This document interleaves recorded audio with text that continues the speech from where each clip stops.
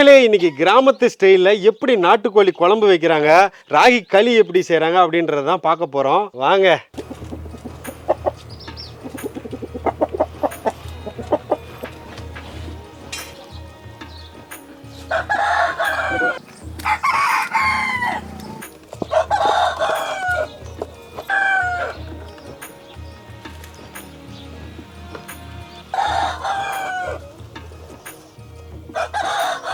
நல்லா அப்படி மஞ்சள் போட்டு நல்லா தேய்ச்சி கழுவணும். அப்புறம் இதில் இருக்கிற மண் அழுக்கெல்லாம் போகும். தீச்சிட்டு மஞ்சள் போடுவாங்க. நாம் மஞ்சள் போட்டு தேய்க்கிறோம். அப்போ தான் டேஸ்ட் கொஞ்சம் நல்லாயிருக்கும்.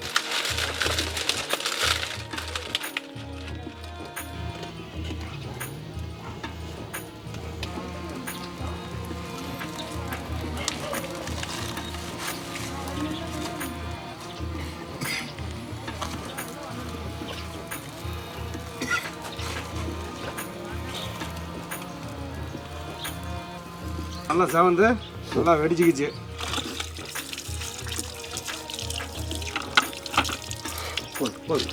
மறுபடியும் ஒரு மஞ்சள் போடுறோம்.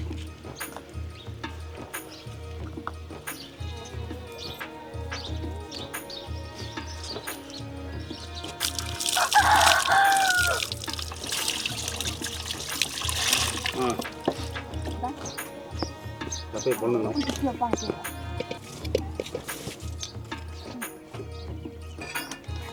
நல்லா கட்டுச்சாவல்லாம் இந்த மாதிரி கொழுப்போடு இருக்கணும். அவ்வளோதான், கோல் எடுத்தாச்சு.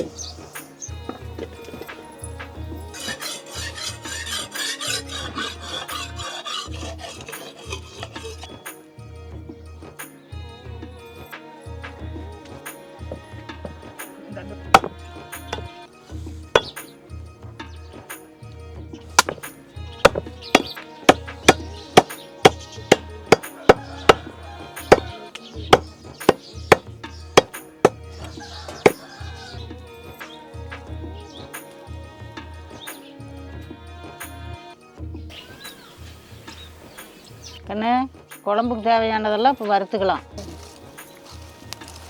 கொத்தமல்லி வறுத்துக்கலாம் கண்ணு.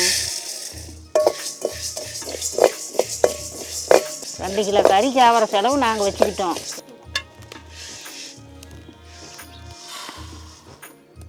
கண்ணு, அரிசி வறுத்துக்கலாம். இது எப்படி புழுங்கல் அரிசியா பச்சை அரிசியா? புழுங்கல் அரிசி, சாப்பாட்டு அரிசி.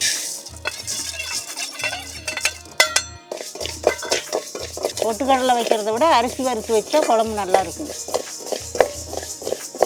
ரொம்ப தீஞ்சிடக்கூடாது கண்ணு. நல்லா வறுபட்டு உப்பி வந்ததையும் எடுத்துடணும்.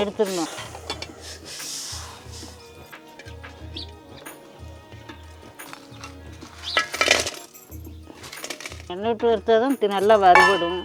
இந்த 2 கிலோ கறிக்கு எத்தனை மிளகாய் வச்சுருக்கோமா? 2 கிலோ கறிக்கு ஒரு 20 மிளகாய் இருக்கும். 20 மிளகாய் இருக்கும். ரொம்ப கருவிடக்கூடாது கண்ணு. மிளகாய் எடுத்துடலாம். பட்டை, லவங்கம், சோம்பு, கசகசா இதெல்லாம் வறுத்துக்கணும். இது கூடயே மிளகும் சீரகம் போட்டுக்கலாம் கண்ணு.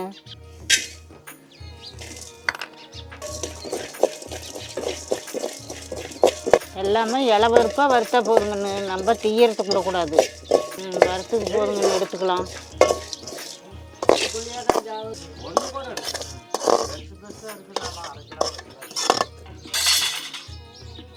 கண்ணு, அடுத்தது வெங்காயம், பூண்டு, இஞ்சி எல்லாம் வணக்கிக்கணும். பூண்டு ஒரு 10 பல்லு போட்டிருக்குது கண்ணு. இஞ்சி கொஞ்சம் போட்டிருக்குறோம். 2 கிலோ கறிக்கு இவ்வளோ வெங்காயம் போடணும்.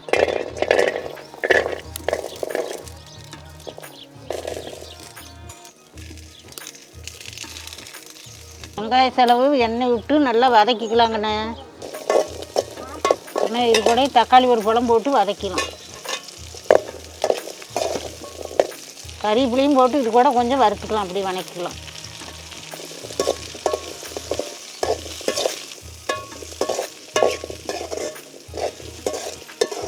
தம்பி, இந்த பத்து தக்காளி வந்தால் இறக்கிடலாங்கண்ணே.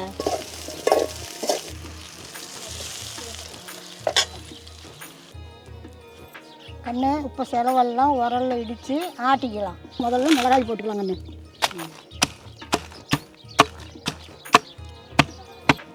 இப்போ வறுத்து வச்ச கொத்தமல்லி செலவெல்லாம் உப்பு இடிச்சுக்கலாம் கண்ணு.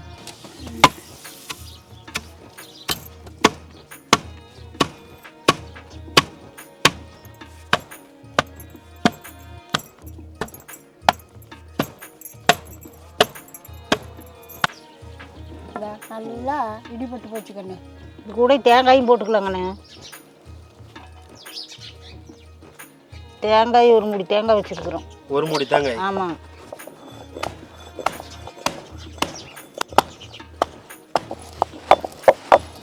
மஞ்சத்தூள் போட்டுக்கலாங்கண்ணே, தேவையானது போட்டுக்கலாம். வெங்காயத்தை இது கூட போட்டு ஆட்டிக்கலாங்கண்ணே, சாந்து கூடைய.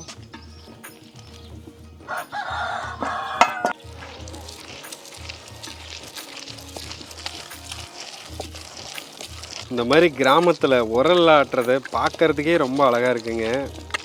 வெக்கில் ஆட்ட முடியாதேங்கண்ணே, சின்ன கிரைண்டர் வருதுல்ல, அதில் போட்டு அரைச்சி கூட சாப்பிட்லாம். ஓ, அதில் போட்டு பண்ணாலும் இதேமாரி நமக்கு டேஸ்ட் வரும். வரும். அம்மா ஒரு டிப்ஸ் கொடுக்குறாங்க. ஆனால் செலவுங்கள்லாம் இதே மாதிரி வறுத்து பண்ணணுங்கண்ணு, அப்போ தான் குழம்பு டேஸ்ட்டு நல்லாயிருக்கும், ருசியாக. கண்ணு இப்போ சாந்து நல்லா மஞ்சள் போட்டு எடுத்துக்கலாங்கண்ணா.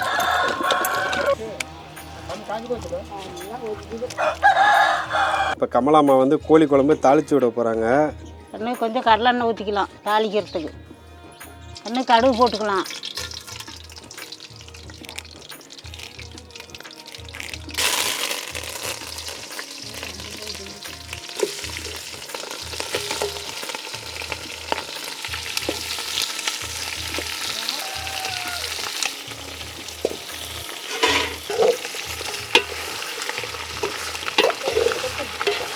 கொஞ்சம் மஞ்சத்தூள் போட்டுக்கலாங்கண்ணே, உப்பு போட்டுக்கலாங்கண்ணே.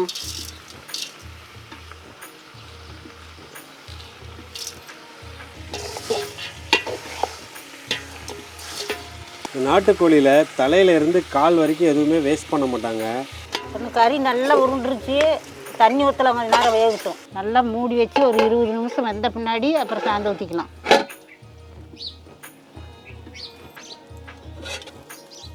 குறைஞ்சிக்கிறது கம்மியாக தான் இருக்குது.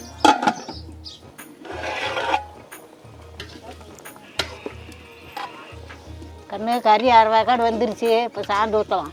ஆட்டின சாந்து நல்லா கரைச்சி ஊற்றிக்கிறாங்கண்ணு. மக்களே, உரலில் ஆட்டின சாந்தை பாருங்கள், அம்மா நல்லா கரைச்சி ஊற்றிட்டாங்க. இது இன்னும் எவ்வளோ நேரம் வேகணுமா? இன்னும் 1/2 மணி நேரம் வேகணும். இது ஆட்டின சாந்து கறி வறுக்கிறதுக்கு கொஞ்சம் எடுத்து வச்சுக்கணுங்கண்ணு. இல்லை, விறகடுப்பு பாருங்கள், சூப்பராக எரியுதுங்க.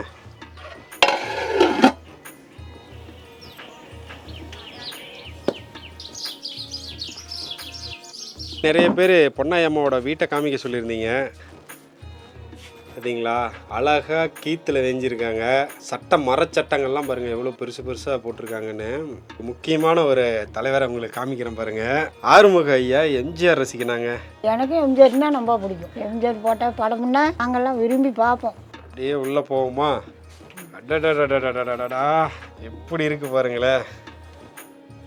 அப்படியே ஏசி ரூம் மாதிரி குழு குழு குழு குழுன்னு இருக்குள்ள. அருமையான வீடுங்க. மரத்திலான பரன் மாதிரி வச்சுருக்காங்க பாருங்கள். அதன் மேலே ஜாமான்லாம் வச்சுருக்காங்க. இதுதான் இவங்களோட பூஜை அறை. பழனிமலை முருகர் இருக்கார் வள்ளி தெய்வானையோட.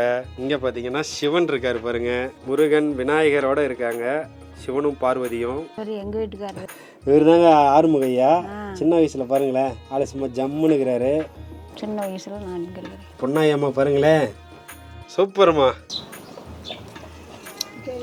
கறி வறுக்கிறதுக்கு இஞ்சி பூண்டு அரைச்சிக்கலாங்கண்ணு. இஞ்சி ஒரு துண்டு வச்சுக்கலாம், பூண்டு ஒரு கட்டி வச்சுக்கலாம். இது 2 கிலோ கறிக்கு வைக்கலாம். 1 கிலோ கறியாக இருக்கிறவங்க இதில் கொஞ்சம் குறைச்சி கூட வச்சுக்கலாங்கண்ணு. இஞ்சி பூண்டு அதிகம் போட்டாலும் கசப்படிக்கிற மாதிரி இருக்கும்.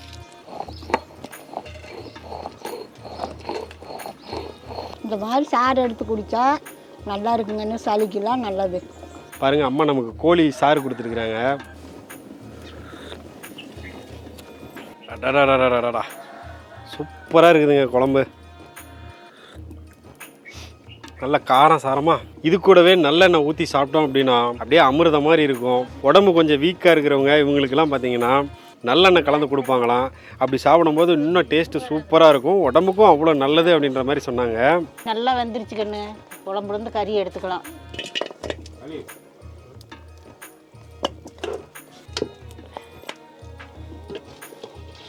கொஞ்சம் கறி குழம்புல விட்டுறலாங்கண்ணா, அப்போ தான் குழம்பு நல்லா ருசியாக இருக்கும். குழம்பு இறக்கிடலாங்கண்ணா. கண்ணு கறி வறுக்கிறதுக்கு எண்ணெய் ஊற்றிக்கலாம். கண்ணு கறி வறுக்கிறதுக்கு பச்சை மிளகா, வெங்காயம், கொஞ்சம் வரமிளகா, கறிவேப்பிலை போட்டு கறி வறுக்கலாம்.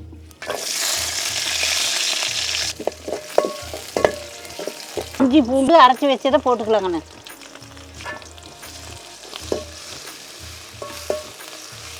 பச்சை வாசம் போன உடனே இந்த அரைச்சி வச்சோமா அந்த சாந்தை ஊற்றிக்கலாம்.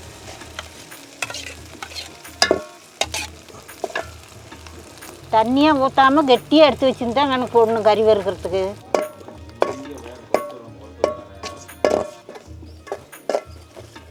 குழம்பு கொஞ்சம் ஊற்றிக்கலாம்.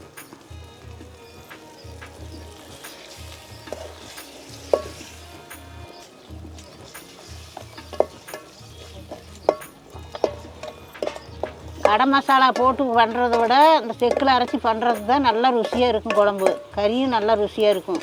கண்ணே கொஞ்சம் தூள் உப்பு சேர்த்திக்கலாம்.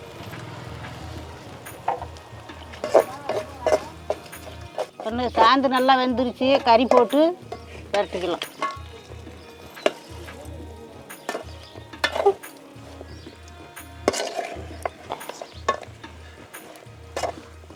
கறி நம்ம வர வரன்னு இருக்குது, கொஞ்சம் குழம்பு ஊற்றிக்கலாம்.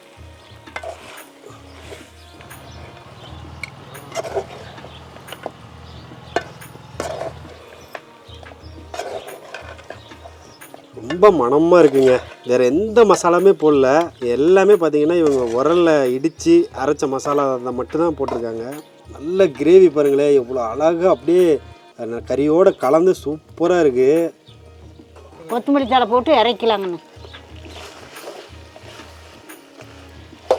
குழம்புலையும் கொஞ்சம் கொத்தமல்லி தழை போட்டுக்கலாங்கண்ணே.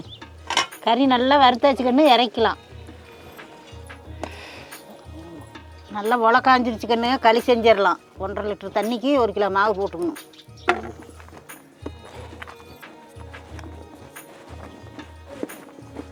அம்மா, இந்த ராகி மாவை நம்ம ஊர் பக்கம் என்னன்னு சொல்லுவீங்கம்மா? நம்ம ஊர் பக்கம் ஆரியம்னு தான் சொல்லுவோம். ஆரி மாவு, ஆரியம் மாவு, ஆரி மாவு களின்னு தான் சொல்லுவோம். பாருங்க, மாவை கொட்டினதுமே அம்மா கைவிடாமல் கிளறிட்டு இருக்காங்க.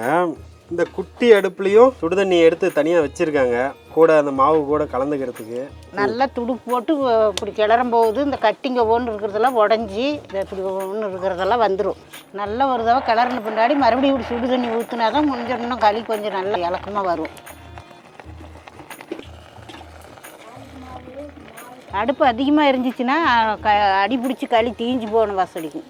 அதனால் மிதமான சூட்டில் தான் இருக்கணும். இப்போ அப்படி தெரியணும்.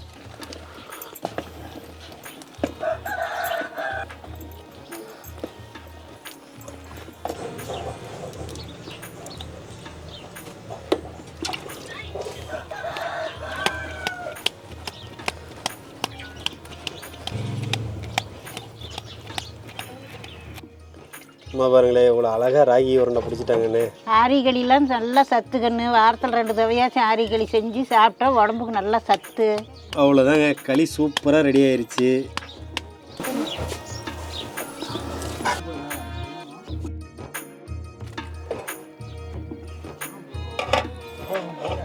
நாட்டுக்கோழி குழம்பு ராகி களியும் சூப்பராக ரெடி ஆயிடுச்சுங்க.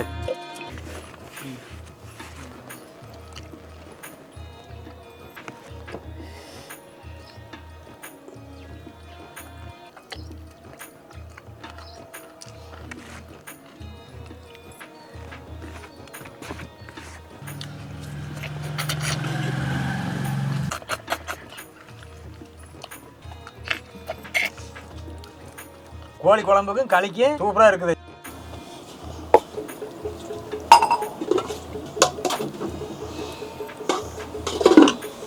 மக்களே, இப்போ சாப்பிட்டு பார்த்துருவோமா?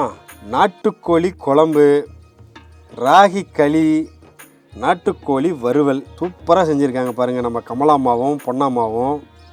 மக்களே, ஃபஸ்ட்டு ராகி களி சாப்பிட்டு பார்க்கலாங்க.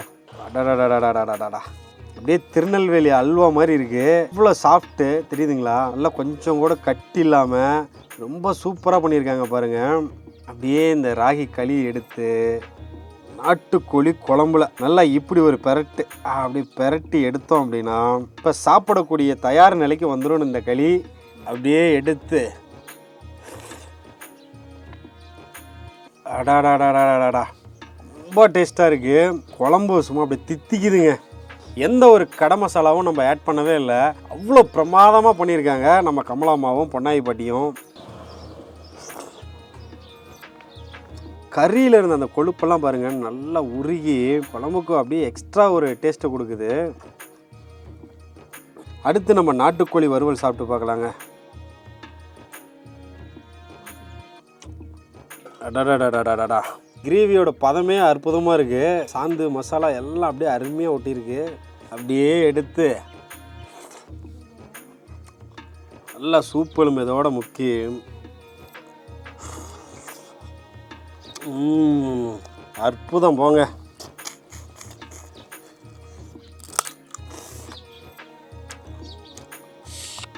இந்த மாதிரியான கறியில் நம்ம குழம்பு வச்சு சாப்பிடும்போது அதனோட சுவையே தனியாக இருக்குங்க. சாப்பிடும் போதே உங்களால் ஃபீல் பண்ண முடியும். அருமையாக இருக்குது சாப்பிட்றதுக்கு. ரொம்ப சூப்பராக பண்ணியிருந்தீங்கம்மா 2 பேரும். ரொம்ப சூப்பராக இருந்துச்சு. நம்ம அம்மாக்களோட சமையல் உங்களுக்கு ரொம்ப பிடிச்சிருந்தா லைக் பண்ணுங்கள், கமெண்ட் பண்ணுங்கள். இது வரைக்கும் நம்ம சேனலை நீங்கள் சப்ஸ்கிரைப் பண்ணல அப்படின்னா மறக்காமல் சப்ஸ்கிரைப் பண்ணுங்கள். மேலும் இது போல் நிறைய வீடியோக்கள் நம்ம சேனல் பேஜில் போட்டிருக்கோம், மறக்காமல் செக் பண்ணி பாருங்கள். மீண்டும் நல்லதொரு பதிவில் சந்திப்போம். அதுவரை உங்களிடமிருந்து விடைபெறுவது உங்கள் மகேந்திரன். டாடா, பாபாய்.